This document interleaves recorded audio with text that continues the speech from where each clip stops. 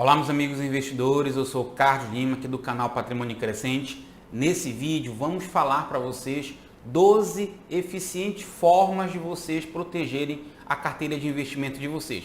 Independente para onde vai Ibovespa, dólar, inflação, taxa de juros, é muito importante que vocês assistam esse vídeo até o final. Mas antes disso, peço sempre que você nos ajude a fortalecer o canal, e para isso é muito simples e fácil. Basta se inscrever no canal e clicar no sininho. Fazendo isso, vocês sempre estarão atualizados a cada vídeo novo que a gente colocar aqui no canal para vocês.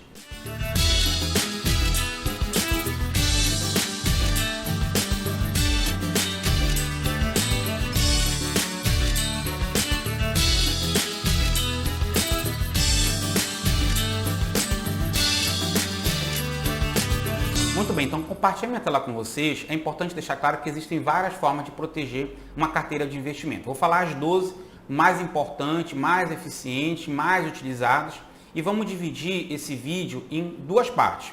Uma primeira parte com as 6 principais formas e a outra, um segundo vídeo com as outras 6 formas. Então, começando com planejamento financeiro, uma coisa muito importante é a reserva de emergência. A gente tem vídeo falando sobre reserva de emergência aqui no canal, que seria justamente uma reserva financeira que poderia lhe ajudar em uma situação de crise, que seria 6 vezes o seu custo mensal basal. Então você pega o seu custo mensal basal e multiplica por 6 ou no máximo 12. Blindagem patrimonial. Aqui eu destaco o DIT, que é a diária de incapacidade temporária, e o seguro de vida resgatável.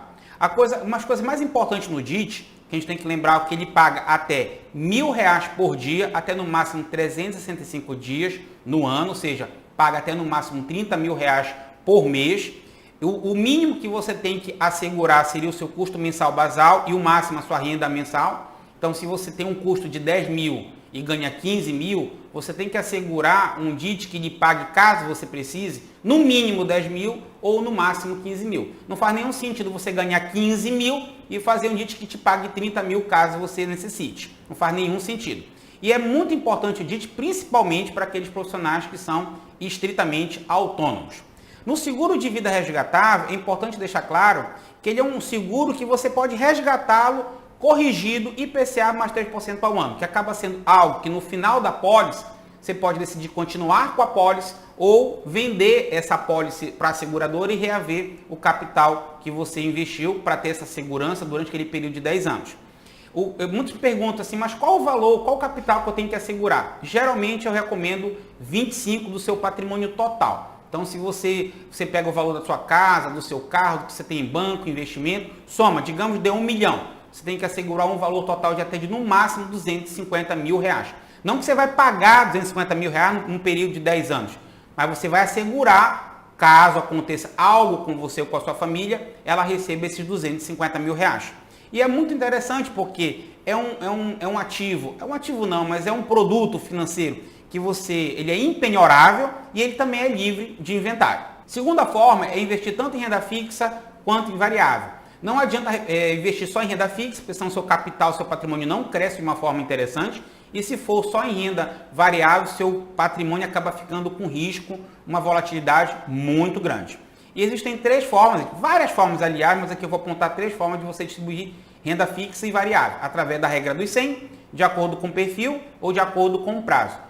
Pela regra dos 100, o que você vai alocar em renda variável é 100 menos a sua idade. Ou seja, renda fixa seria a sua idade. Se você tem, digamos, 40 anos, 100 menos 40 seria 60. 60% em renda variável e 40% em renda fixa. De acordo com o perfil, se for conservador, no máximo, até 20% em renda variável, moderado, até no máximo 40% em renda variável, e se for arrojado, acima de 40%, mas que não ultrapasse 70% em renda variável. De acordo com o prazo, então se for um curto prazo, até no máximo 2 anos, não deve se colocar mais do que 30% em renda variável. Se for médio prazo, ou seja, acima de 2 anos, mas menos que 4 anos, aceitável até no máximo 40% em renda variável. Se for um longo prazo, que seria um longo prazo, acima de 4 anos e até no máximo 10%, então seria até no máximo 50%.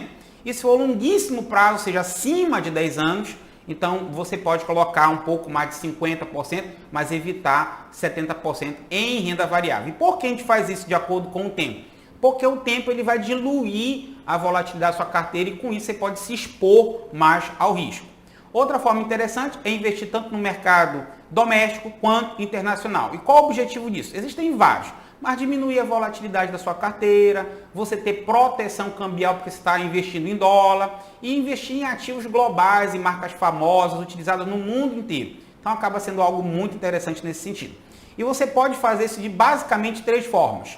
Direto na Bolsa Americana, ou seja, o que eu acho melhor, abrindo uma conta numa corretora americana, aí você investe em ações, ETFs, os REITs, que são os fundos imobiliários americanos. Você pode fazer esse investimento aqui na própria B3, ou seja, do seu home broker, da sua corretora aqui brasileira, através de BDRs em várias empresas, ou em ETFs que replicam aqui índices globais ou grupos de ativos internacionais. Dica importante, quanto você vai colocar nesse investimento internacional? De 10% a no máximo 30% do seu patrimônio líquido, ou seja, dos seus investimentos, de 10% a no máximo 30%. Porém, se o seu objetivo for morar nos Estados Unidos daqui a 10 ou 15 anos ou mais, você tem que já começar de cara com uns 25%, 30% do seu capital e a cada 2, 3 anos você vai transferindo, você vai aumentando a sua proporção de investimento lá no exterior, para que no final do processo, 15 ou 20 anos, você possa realmente se mudar para os Estados Unidos. Optar sempre por ativos de maior solidez. Óbvio, se você está investindo num cenário que você pouco conhece, no mercado que você não tem tanto contato, é bom sempre optar pelas empresas mais sólidas e sempre mesclar na sua carteira lá no exterior ações, ETFs e REITs. Não só ficar só em ações ou só em ETF, procurar diversificar e mesclar bastante. Quarta forma importante seria investir em boas empresas, ou seja, empresas que têm um bom histórico de indicadores fundamentalistas de balanço. Não é só ter um bom indicador agora, é ver se ele também, esse indicador bom, se mantém nos anos anteriores. Porque isso vai me dizer que esse indicador pode continuar bom pelos próximos anos. Nível de governança, procurar priorizar empresas que estão no novo mercado ou próximo de estarem no novo mercado. Empresas com vantagens competitivas em relação aos seus pares. Isso é uma coisa muito importante. Setor resiliente. É muito importante você investir no longo prazo numa empresa que está num setor que vai continuar sendo um bom setor lucrativo pelos próximos anos.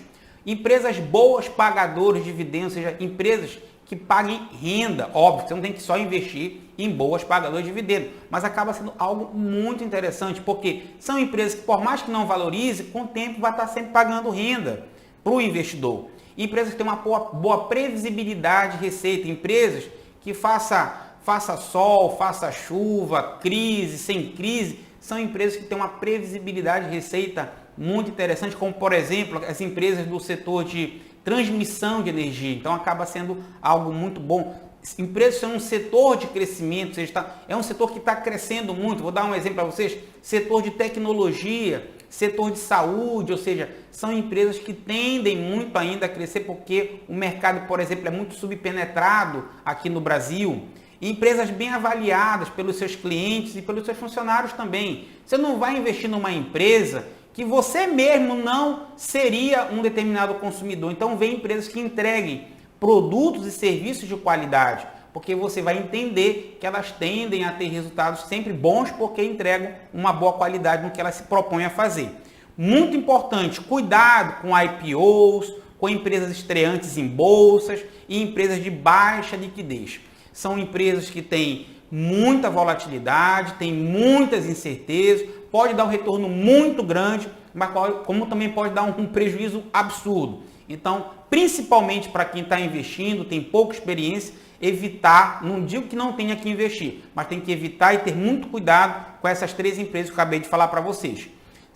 Quinta coisa importante é comprar barato. É óbvio que a gente nunca vai ter certeza se um ativo está barato ao ponto de a gente comprar ou não, por isso que eu coloquei entre aspas. Mas quais são as formas que eu acho interessante? Existem várias, mas quais são as formas que a gente pode avaliar se a empresa está cara ou barata? Primeiro, recomendações de compra com bom upside. Então, teses de investimento de boas instituições financeiras que vocês realmente gostem, que vocês tenham confiança, sejam assertivas, de empresas com boa qualidade e que tenham um upside bom de valorização, ou seja, uma recomendação de compra com uma valorização de 30%, 40%, acima de 30% acaba sendo um upside de valorização interessante.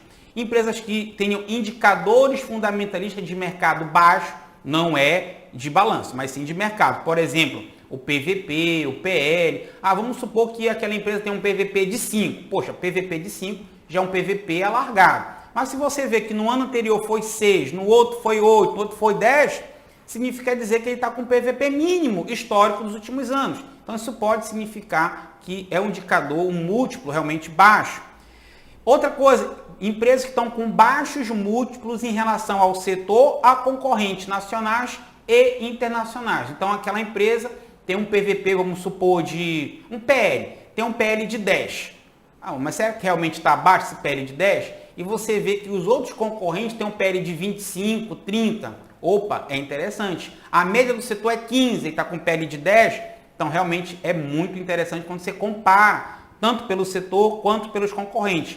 Observar o momento que o setor, que aquela empresa está inserida. Então, não adianta você investir pesado numa empresa que o setor você prevê que para os próximos 12 meses ou 2 anos seja um pouco complicado. Por exemplo, desde a questão do Covid ano passado, é notório que as empresas do setor de educação iriam sofrer bastante. Então, investir ano passado, no final do ano ou no início desse ano em empresas de setores de educação acaba não sendo algo muito interessante e se fizer de uma forma bem pequena. Então, só para vocês observarem o momento do setor da empresa que está investindo. Outra coisa importante é procurar investir em ações que estejam, em ativos que estejam em tendência de alta após grandes correções, ou seja, o ativo está subindo, já subiu muito, fez uma correção importante e aí ele mantém a tendência de alta, mas ele fez uma correção importante. Aí é interessante, ele fez um recuo numa média importante, ou num suporte importante, ou numa resistência rompida que agora virou suporte, aí você pode pensar em fazer realmente comprar esse ativo, ou iniciar a posição, ou aumentar a posição. Uma outra forma é quando o papel, o ativo, ele entra numa região de sobrevenda, ou seja, abaixo de uma média móvel de 70 períodos do gráfico semanal, ou quando ele entra numa zona de sobrevenda próximo de 30% no IFR 14, também no gráfico semanal. Eu sempre falo gráfico semanal para quem visa médio prazo, porque o gráfico diário acaba sendo muito poluído e acaba sendo muito curtinho, acaba tendo muita volatilidade. A sexta forma de proteger nossos investimentos é a visão de longuíssimo prazo. Então isso é muito importante para a gente. Então, esqueça o curto prazo. Se você visar o curto prazo, você com certeza vai perder dinheiro. Lembre que a bolsa, ela não é um ambiente para você ganhar dinheiro, e sim para você construir patrimônio para o seu futuro. Se você entra no mercado financeiro visando ganhar dinheiro, é bem provável de você perder do que você ganhar. Uma outra coisa importante é que o tempo é o principal elemento para diminuir a volatilidade da sua carteira. Então, quanto mais visão de longo prazo, melhor para você, mais retorno você terá para você realmente pensar em construção de patrimônio. Lembra, o tempo é a principal variável da fórmula dos juros compostos. Lembrando que a fórmula de composto é uma fórmula exponencial, onde a potência é o tempo. Por isso, quanto maior o tempo, mais os seus investimentos eles vão alavancar, principalmente se for em renda variável. Ninguém fica rico no curto prazo investindo em bolsa. Então, se você for ver os mega investidores do mundo, os mega investidores internacionais hoje, os que não eram ricos antes de investir na bolsa, eles ficaram ricos depois de alguns anos, muitos anos, depois dos 50 anos, 60 anos de idade. Não ficaram milionários muito cedo. E isso, os que não eram milionários antes de investir na bolsa, tá? Outra coisa importante, a bolsa não é jogo, ela não é loteria, não é cassino. Evitar o vício de ficar se investindo na bolsa, a pessoa achar que hoje eu vou jogar na bolsa. A bolsa não é loteria. Se você visar o curto prazo, o jogo, você vai acabar perdendo muito dinheiro e você com certeza vai estar sujeito a golpes, né? Então, muito cuidado com golpes. Seja golpe de várias formas no mercado financeiro. Seja pirâmide com criptomoeda, pessoas prometendo vantagens muito grandes, ou cursos mirabolantes que vai te ensinar uma fórmula mágica que você vai ficar rico de um dia para o outro e você nunca vai perder dinheiro. Então você tem que ter muito cuidado. Existem vários golpes aí na internet, de várias formas diferentes. Então você tem que, se você sempre ter muita ganância em ganhar no curtíssimo prazo, você com certeza você vai perder dinheiro. Nesse vídeo nós abordamos apenas as 6 primeiras formas de proteger a carteira de investimento de vocês. Em breve faremos um outro vídeo com as outras 6 formas e aí totalizando as 12 eficientes formas de proteger a carteira de investimento de vocês. Deixem dúvidas aqui no comentário, que a gente com certeza vai responder para vocês. Deixem dúvidas ou sugestões para os nossos próximos vídeos. Vamos deixar nosso contato WhatsApp, caso vocês queiram pegar mais informações também sobre nossos eventos e treinamentos online. São eventos bem completos, que vão do básico ao avançado, tanto de finanças e investimentos, como de mercado de opções, e tem vários bônus e benefícios bem interessantes. Então entre em contato para pegar mais informações. Agradeço quem ficou até o final mais uma vez. Curta nosso canal, compartilhe esse conteúdo, se inscrevam, clique no sininho e até o nosso próximo vídeo.